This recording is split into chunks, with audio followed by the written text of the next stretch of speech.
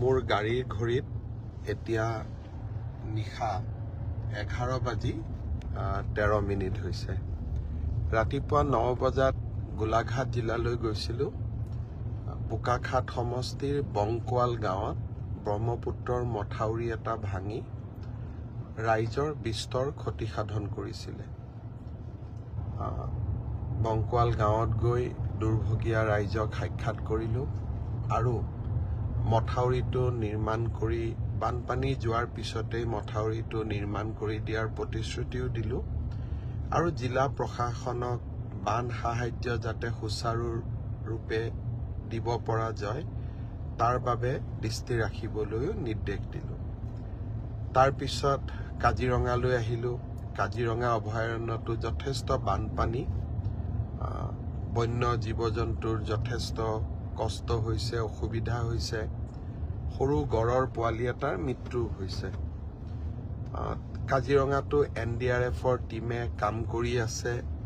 আমাৰ বন বিভাগৰ বিষয়া কৰ্মচাৰীসকলেও কাম কৰি আছে।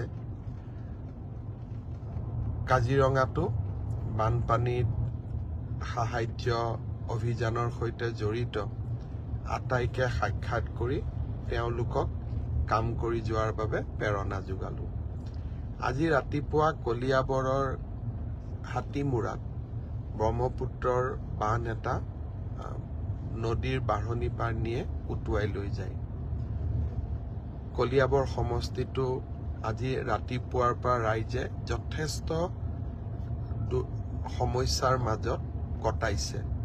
চৰকাৰেও খুব আগতে যে মথাউৰি এটা ভাঙিব তেনেকুৱা আশংকা কৰা নাযায় বাবে চৰকাৰেও ঠিক লগে লগে ৰিলিফ আদি দিব পৰা নাই।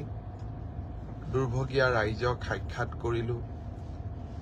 জিলা উপায়ুক্ত মহোদয়ক আজি ৰাতিৰ পৰাই যাতে সুন্দৰ কৰি ৰিলিফৰ ব্যৱস্থা কৰিব পৰা যায় তাৰ বাবে যাৱতীয় নিৰ্দেশ দিলোঁ। বান নিয়ন্ত্ৰণ বিভাগৰ বিষয়াসকলো আছিলে। মথাউৰিটো কিয় ভাঙিল, কেনেকে ভাঙিল তাৰো তদন্তৰ নিৰ্দেশ দিলোঁ আৰু এক প্ৰকাৰ ক'বলৈ গ'লে যে যিমান সোনকালে পাৰি মথাউৰিটো পুনৰ নিৰ্মাণৰ বাবে কাম কৰিবলৈ তেখেতসকলক মই যাৱতীয় নিৰ্দেশ দিলোঁ।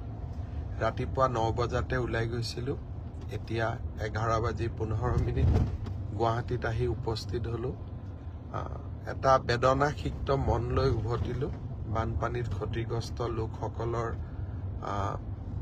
কষ্ট, তেওঁলোকৰ দুৰ্ভাগ্য দেখিলে মন